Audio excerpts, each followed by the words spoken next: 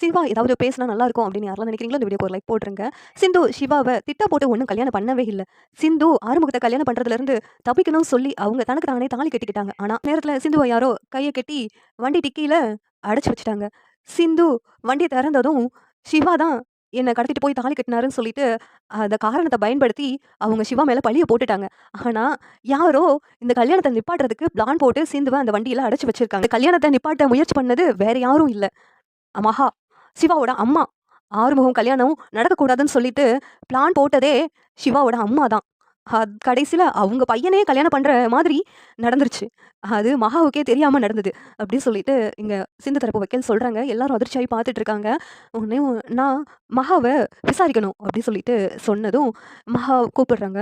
"இங்க பாருங்க மகா, நீங்க கல்யாணத்து அன்னைக்கு வந்து சிந்து கிட்ட இந்த கல்யாணம் வேண்டாம், வேண்டாம் அப்படின்னு சொன்னீங்களா இல்லையா?" அப்படி சொல்லி கேட்குறாங்க. உடனேவும் மகா இருந்துகிட்டு, "நான் அப்படியே ஒண்ணும் சொல்லலையே" அப்படின்னு பொய் சொல்றாங்க. உடனே சிந்து இருந்துகிட்டு, "இந்த அத்தா என்ன ஆறுமுகத்த கல்யாணம் பண்ண வேண்டாம். ஆறுமுகம் உனக்கு பொருத்தம் இல்லாதவன் அப்படின்னு தான் என்கிட்ட சொல்ல தான் செஞ்சாங்க." அப்படின்னு சிந்து சொல்றாங்க. இங்க அன்னபூரணி அதிர்ச்சியாகி நின்னுட்டு இருக்காங்க. "அக்கா நான் எதுவும் சொல்லலக்கா" அப்படின்னு மகா சொல்றாங்க. "இவங்க சொல்றதெல்லாம் பொய் யுவர் ஆனர்" அப்படின்னு சொல்லிட்டு இங்க சிந்து தரப்பு வக்கீல் சொன்னதும், இங்க சிவா தரப்பு வக்கீல் டிவோர்ஸ் கேஸ்க்கு சம்மந்தம் இல்லாம இங்க எல்லாரும் பேசிக்கிட்டு இருக்காங்க அப்படின்னு சொல்லி சொல்றாங்க. "இல்ல இது சம்மந்தப்பட்டது தான். ஏன்னா அன்னைக்கு சிந்து அந்த வண்டியில இல்லாம எஸ்கேப் ஆயிருந்தாங்கன்னா, இங்க சிவாக்கும் சிந்துக்கும் கல்யாணமே நடந்திருக்காது. சிந்து சிவாவ தாலி கட்டினதா பொய் சொல்லியிருக்கவும் மாட்டாங்க.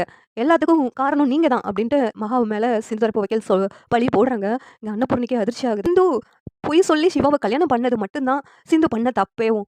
மத்தபடி சிந்து அந்த குடும்பத்துக்கு எந்த துரோகமும் பண்ணது கிடையாது. சிவாவுக்கு உண்மையா தான் அந்த குடும்பத்துல வாழ்ந்துகிட்டு இருக்காங்க. சிவாவே மனசு மாறி சிந்துவ ஏத்துக்கிடவும் செஞ்சாங்க. இது யாருக்குமே தெரியாத ஒரு உண்மை.